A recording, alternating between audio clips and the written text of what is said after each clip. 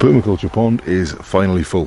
The autumn rains have arrived, and it's nice seeing everything working, you know, with all that levelling out of spillways and measuring, seeing that it all finally works, it all integrates, and it all, you know, functions.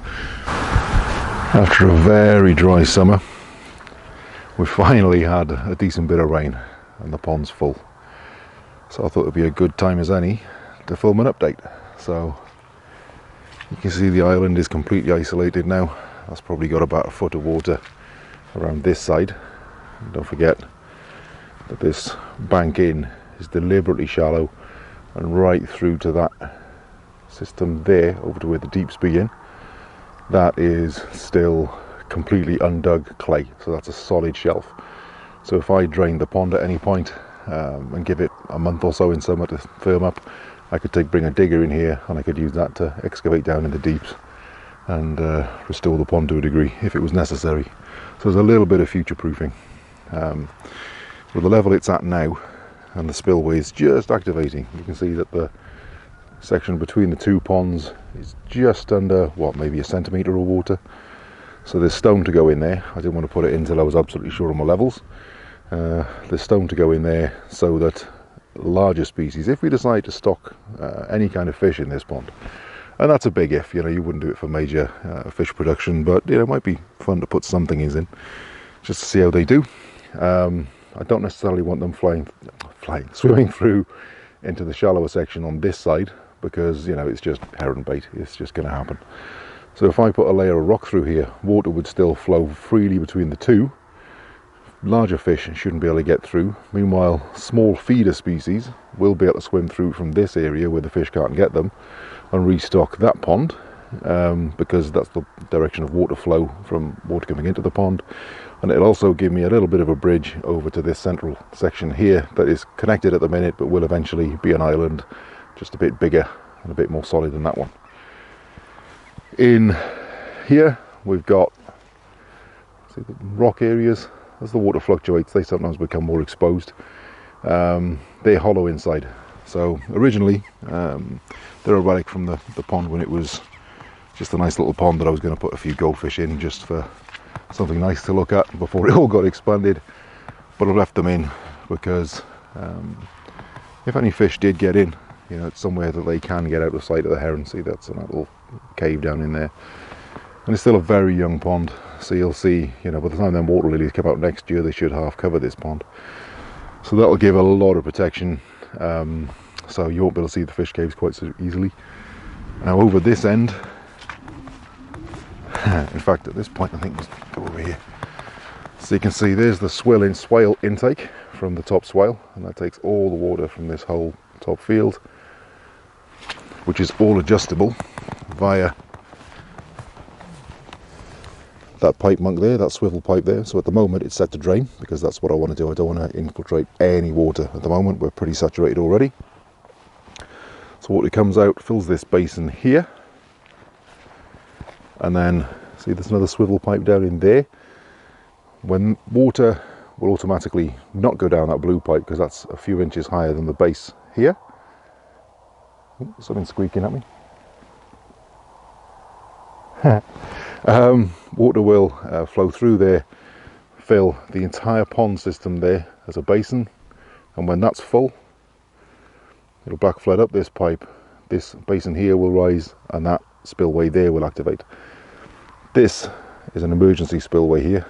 It probably will never be used, it's just in case, because if that blue pipe blocks, I don't want it to just blow out the back of the berm. So instead, all the water will sheet over this berm here and slowly head downhill. So you can see how close to level it is. And I still need to take a little bit of topsoil off there just to level it out even further. And it needs more seeding. I've got some winter mixes to go in that'll still you know, give a certain amount of ground cover this year. But it's a very heavy clay soil. It's not particularly prone to erosion. It's just, you know, it needs doing. So yeah, that blue pipe there sets the water level for this whole pond.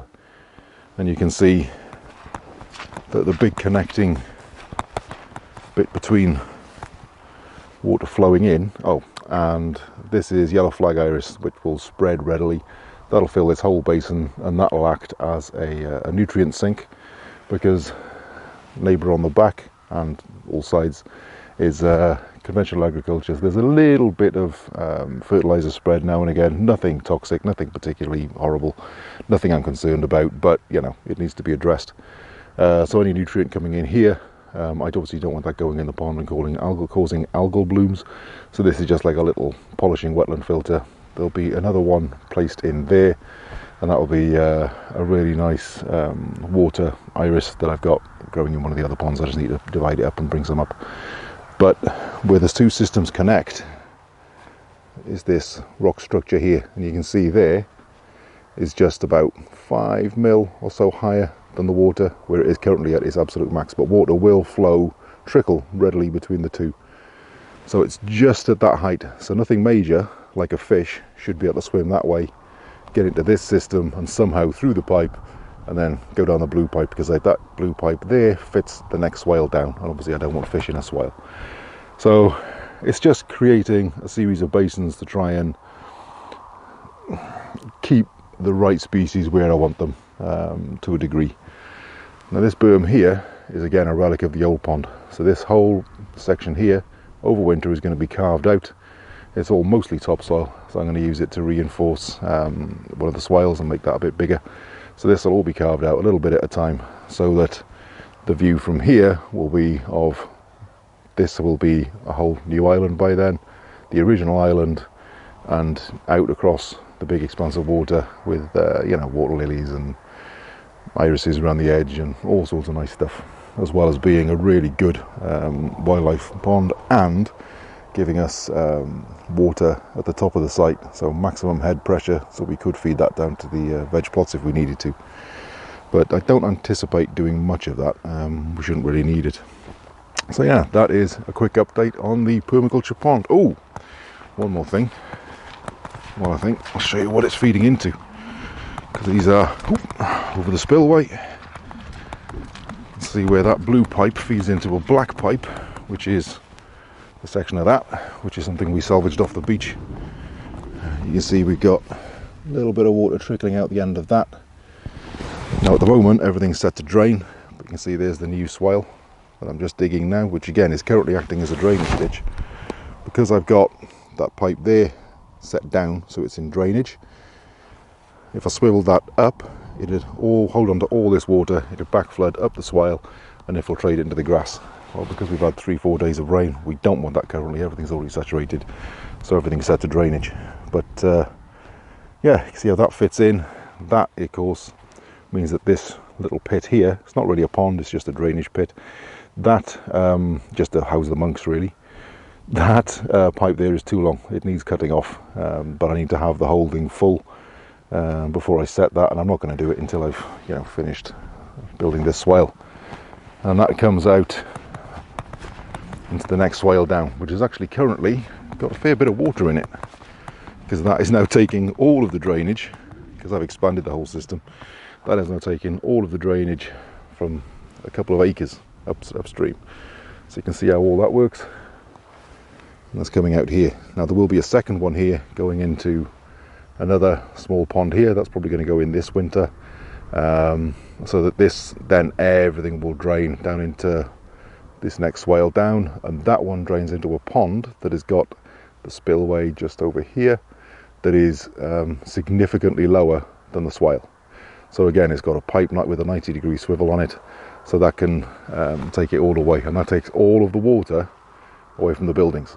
It takes it down the other side of the pond, the other side of the croft, and down into other earthworks. But that's the one section that I still need to do to complete it all before it gets too wet.